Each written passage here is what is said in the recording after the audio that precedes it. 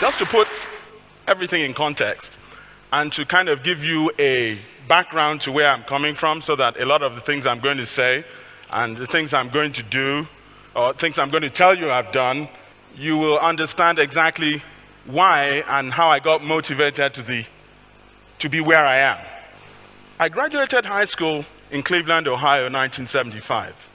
And just like my parents did when they finished studying abroad, we went back home. Finished university education, got a medical degree, 1986. And by the time I was an intern, house officer, I could barely afford to maintain my mother's 13-year-old car. And I was a paid doctor. This brings us to why a lot of us who are professionals are now, as they say, in diaspora. Now, are we going to make that a permanent thing where we all get trained and we leave and we don't go back? Perhaps not. I should certainly hope not, because that is not my vision. All right, for good measure, that's where Nigeria is on the African map, and just there is the Delta region that I'm sure everybody's heard of, people getting kidnapped, where the oil comes from, the oil that sometimes I think has driven us all crazy in Nigeria. But critical poverty, this slide is from a presentation I gave not that long ago. Gapminder.org tells the story of the gap between Africa and the rest of the world in terms of healthcare. Very interesting. Yeah. How many people do you think are on that taxi? And believe it or not, that is a taxi in Nigeria. In the capital, well, what used to be the capital of Nigeria, Lagos. That's a taxi, and you have police on them. So tell me, how many people do you think, how many policemen do you think are on this taxi? And now? 3. So when these kind of people, and believe me, it's not just the police that use these taxis in Lagos, we all do. I've been on one of these, and I didn't have a helmet either. And it just reminds me of the thought of what happens when one of us on a taxi like this falls off, has an accident, and needs a hospital. Believe it or not, some of us do survive. Some of us do survive malaria, we do survive AIDS, and like I tell my family, and my wife reminds me every time, you're risking your life, you know, every time you go to that country, and she's right. Every time you go there, you know that if you actually need critical care of any sort, if you have an accident, of which there are many, there are accidents everywhere, where do they go? Where do they go when they need help for this kind of stuff? I'm not saying instead of, I'm saying as well as AIDS, TB, malaria, typhoid, the list goes on. I'm saying, where do they go when they're like me? When I go back home and I do all kinds of things, I teach, I train, but I catch one of these things, or I'm chronically ill with one of those. Where do they go? What's the economic impact when one of them dies or becomes disabled? I think it's quite significant. This is where they go. These are not old pictures, and these are not from some downtrodden. This is a major hospital. In fact, it's from a major teaching hospital in Nigeria. Now that is less than a year old. In an operating room, as sterilizing equipment in Nigeria. You remember all that oil? Yeah. I'm sorry if it upset some of you, but I think you need to see this. That's the floor. Okay, you can say some of this is education, you can say it's hygiene. I'm not pleading poverty. I'm saying we need more than just, vaccination, malaria, AIDS, because I want to be treated in a proper hospital if something happens to me out there. In fact, when I start running around saying, hey, boys and girls, you're cardiologists in the US, can you come home with me and do a mission? I want them to think, well, there's some hope. Now, have a look at that. That's the anesthesiology machine. And that's my specialty, right? Anesthesiology and critical care. Look at that bag. It's been taped with tape that We even stopped using in the UK. And believe me, these are current pictures. Now, if something like this, which has happened in the UK, that's where they go. This is the intensive care unit in which I work. All right. This is a slide from a talk I gave about intensive care units in Nigeria.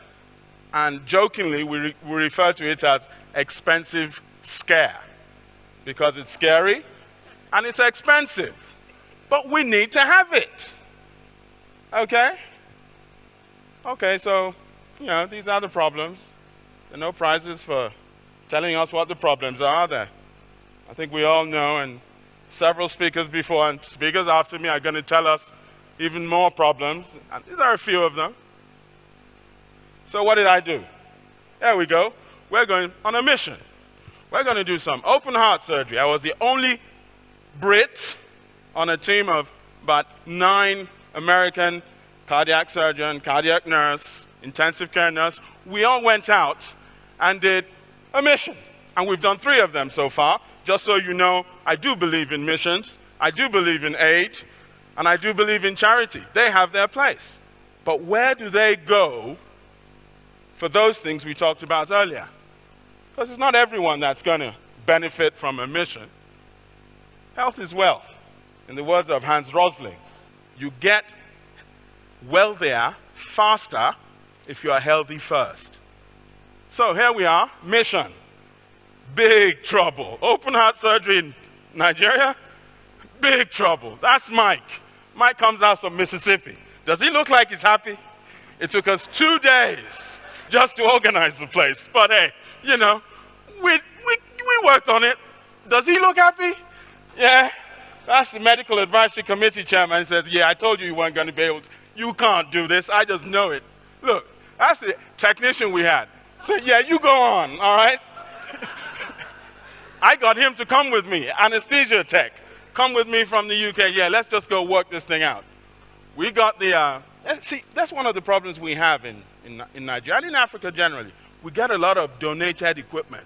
Equipment that's obsolete, equipment that doesn't quite work, or it works and you can't fix it, and there's nothing wrong with that, so long as we use it and we move on.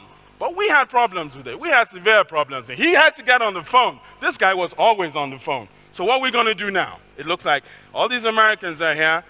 Yeah, one Brit. He's not going to do anything.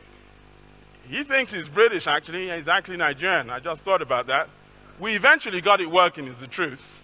But it was one of these, even older than the one you saw. The reason I have this picture here, this X-ray, is just to tell you where and how we were viewing X-rays. Do you figure where that is? It was on a window. I mean, what's an X-ray viewing box? Please. Well, nowadays everything's on packs anyway. You look at your X-rays on the screen and you do stuff with them, you email them. But we were still using X-rays, but we didn't even have a viewing box, and we were doing open heart surgery. Okay, I know it's not AIDS, I know it's not malaria, but we still need this stuff. Oh yeah, echo. This was just to get the children ready and the adults ready. People still believe in voodoo, heart disease, yeah? VSD, hole in the heart, tetralogies. You still get people who believe in it, and they came at 67%. Oxygen saturation, the normal is about 97. Her condition, open heart surgery that as she required, would have been treated when she was a child. We had to do these for adults. So we did succeed, and we still do. We've done 3. We're planning another one in July in the north of the country. So we certainly still do open heart, but you can see the contrast between everything that was shipped in. We ship everything, instruments. We had explosions because the kit that was designed and installed by people who weren't used to it.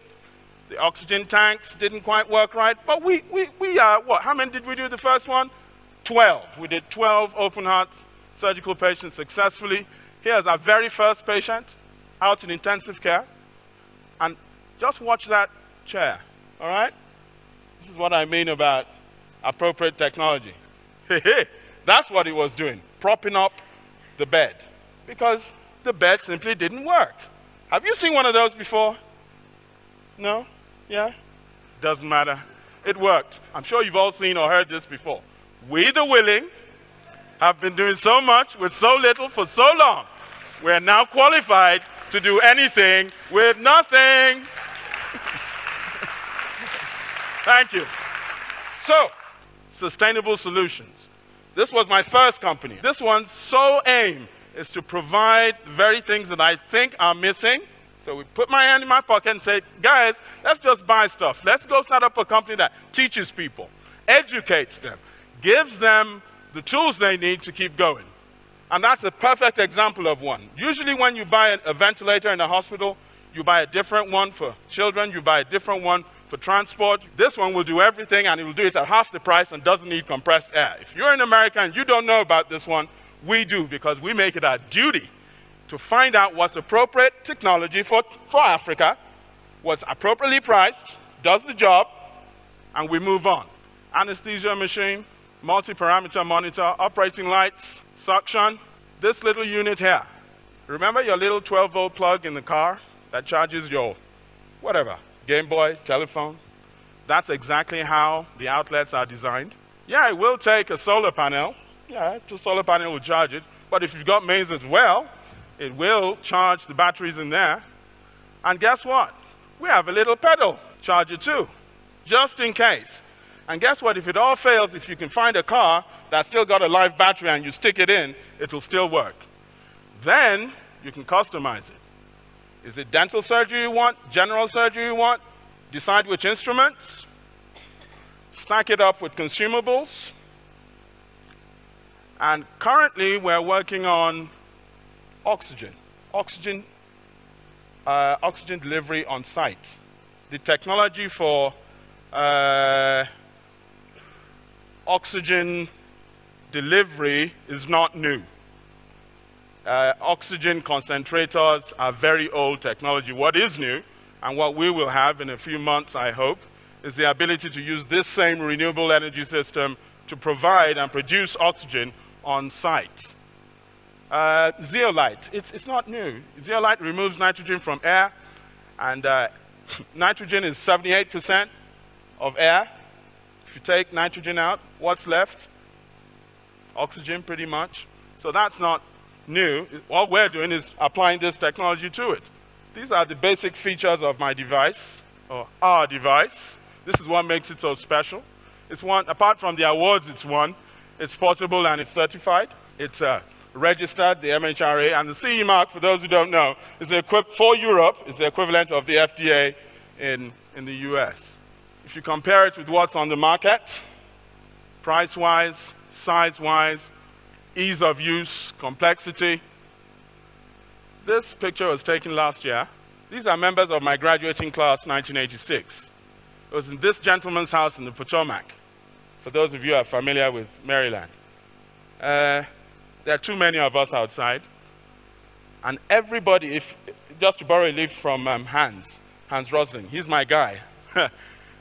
If the size of the text represents what gets the most attention, it's the problems. But what we really need are African solutions that are appropriate for Africa, looking at the culture, looking at the people, looking at how much money they've got. African people, because they will do it with a passion, I hope. And lots of that little bit down there, sacrifice. You have to do it. Africans have to do it in conjunction with everyone else. Thank you.